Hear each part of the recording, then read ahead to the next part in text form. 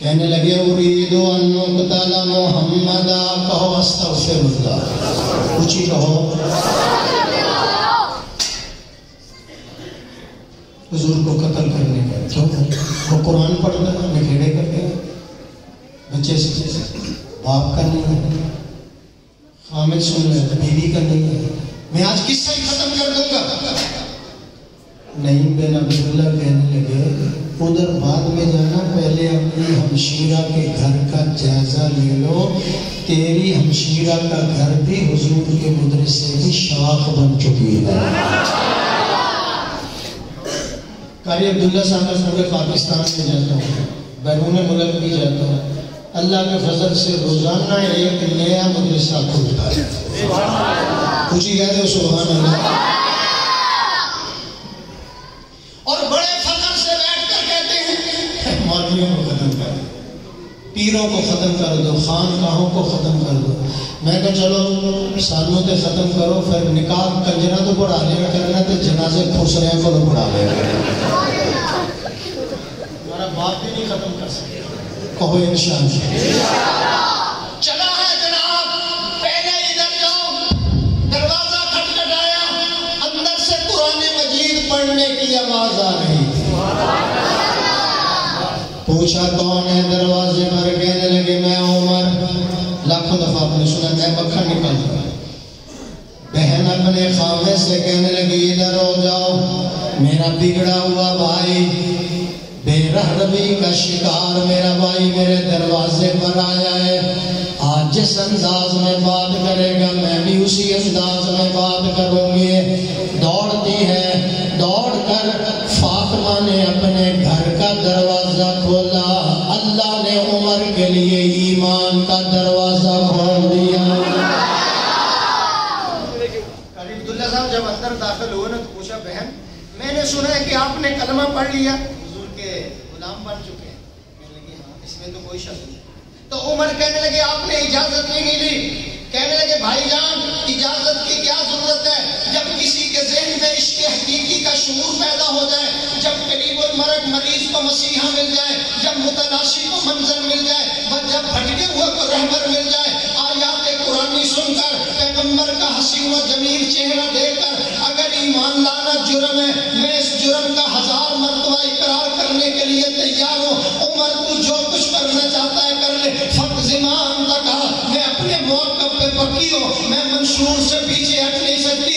عمر نے مارنا شروع کیا، زمین پہ گر گئی، اوپر سے مارا، خون کا فوارہ نکلا، نیچے سے پڑی ہوئی کہنے لگی بھائی جان ہوش کے اندر آ، تو بھی خطاب کا بیٹا ہے، میں بھی خطاب کی بیٹی ہوں. جس ماں کی چھاتی سے تو نے دودھ پیا اسی ماں کی چھاتی سے میں نے دودھ پیا.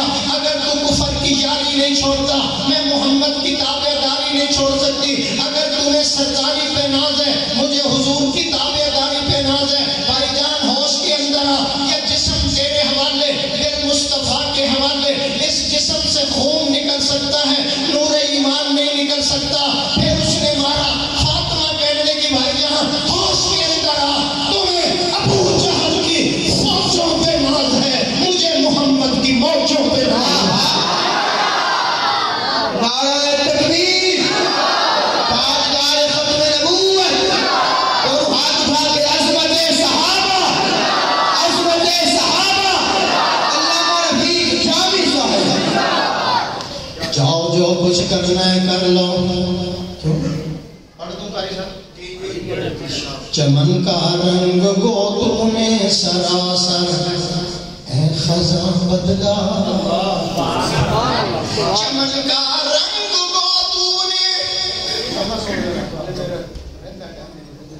میں وہ خطیب ہوں اگر میرے 60 منٹ ہیں تو 59 منٹ میں بریک لگاتا ہوں، میں قبضہ نہیں کرتا. سبحان اللہ بہت. چمن کا رنگ گو تو نے، کیا نام ہے؟ چمن کا رنگ گو تو نے سراسر اے خزاں بدلا. نہ ہم نے شاخ گل چھوڑی نہ ہم نے آشیاں بدلا. کھڑے ہیں فق زمان جو کر سکتے. کہہ دوں ایک جملہ، میں بڑے تقاضے دبا کے تقریر کر رہا ہوں، تبلیغ والے نے تقاضے دبا کے کر رہا ہوں، پہلی دفعہ آیا اور میں کینچی لے کر نہیں آیا، میں سوئی لے کر آیا، سوئی لے کر آیا۔ مجھے میوں صاحب، ماجد صاحب، مجھے کئی دفعہ بابا فرید شکر گنج کی زیارت ہوئی، سلطان باہو رحمت اللہ علیہ کی زیارت ہوئی، تھوڑا اس طرح ہو، بابا جی کو کسی نے کینچی دی توفے کے اندر، تسی تو سانو وہ بھی نہیں ہوئی، بابا جی نے واپس کر دی، ایک بندہ پھر آیا، اس نے سوئی دے دی، حضرت نے قبول فرمایا، اس میں کیا فلسفہ ہے؟ کینچی کو آپ نے رد کر دیا، سوئی کو آپ نے قبول کر لیا۔ بابا جی کہنے لگے اللہ والا، سوئی کا کینچی کا کام ہے کاٹ کر، سوئی کا کام ہے ٹوٹے ہوئے کو جوڑ دے۔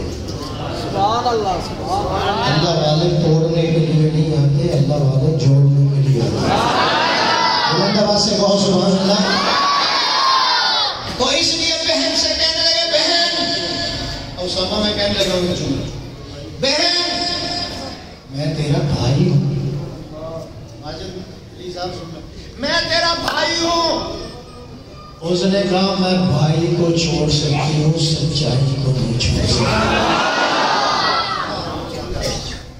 میں بھائی چھوڑ سکتی ہوں، میں انگڑے پاسے جاؤں، میں نے کئی رستے نظر آ رہے ہیں، حجی سب کچھ چھوڑا میں نے، چلو چھوڑو جائے، اتحاد کا وقت ہے، سبحان اللہ کا وزن۔ میں تو آج بھی کہتا ہوں ایک پلیٹ فارم پہ جمع ہو جاؤ، کہتے ہیں پلیٹ پہ آ سکتے ہیں، فارم پر نہیں کر، سبحان اللہ کا وزن جلدی ایک دو کو سمجھ آئی، باقیوں کو نہ ہی آئے تو بہتر ہے۔ توجہ میری، میں تیرا بھائی ہوں، اس نے کہا میں بھائی چھوڑ سکتی ہوں، میں بلند آواز علماء کرام موجود ہیں، ام حبیبہ حضور کی بیوی ہے، معاویہ کی بہن ہے، ابو سفیان کی بیٹی ہے۔ جب باپ ملنے کے لیے آیا، تو اس نے فوراً چارپائی سے بچھا ہوا بسترا جو تھا اس کو اٹھا دیا۔ باپ انتظار میں کھڑا ہے، شاید بچی نئی چادر لے کر آئے گی، نیا گدا لے کر آئے گی۔ 5 منٹ گزرنے کے بعد ابو سفیان کہنے لگا بیٹا، نہ تو نے نیا بسترا بچھایا، پہلا بھی تو نے اٹھا دیا، اس میں فلسفہ کیا ہے؟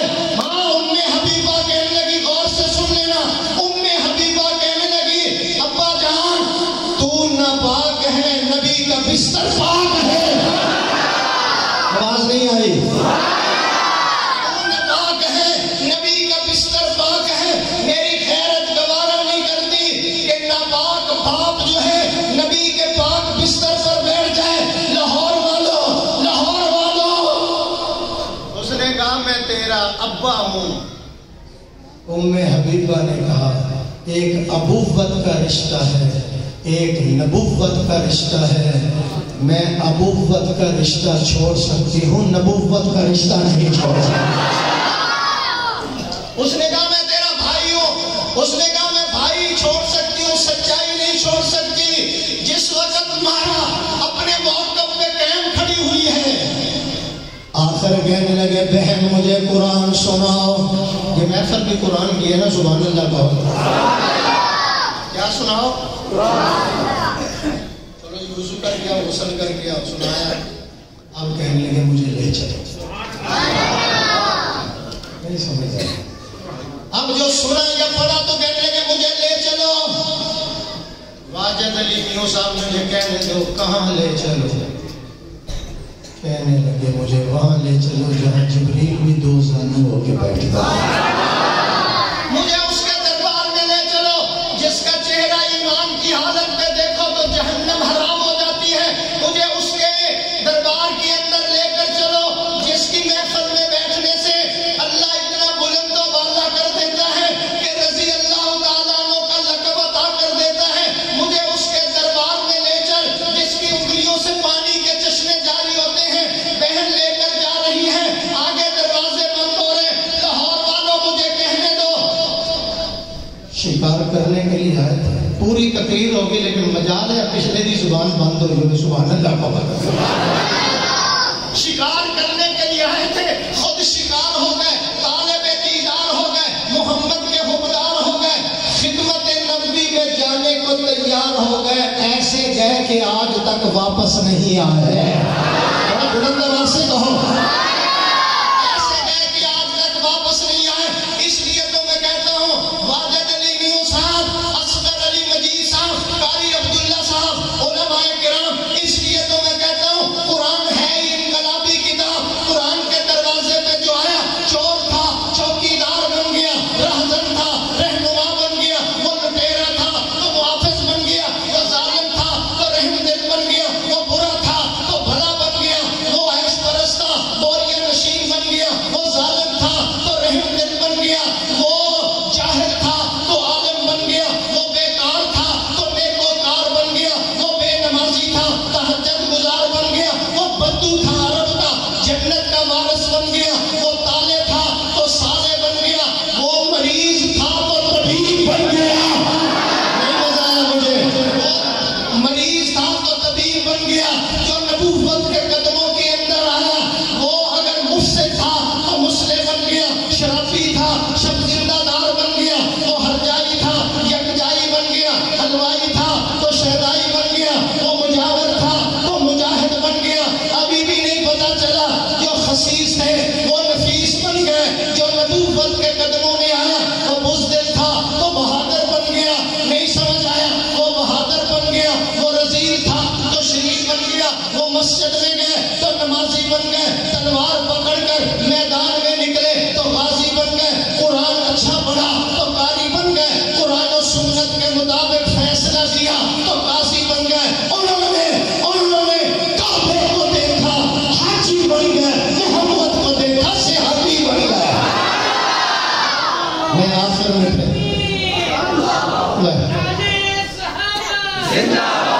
نیروبی نے ٹیکے لگاؤں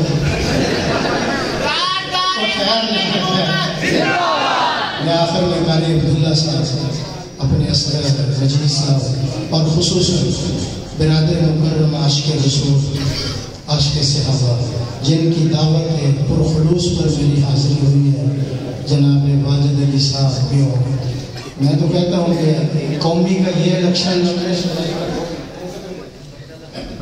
اللہ تعالیٰ آپ کی حاضری قبول فرما میرا آنا منظور فرما جو پورے میرے الفاظ کہیں اللہ قبول و منظور فرما سلامت رہو السلام علیکم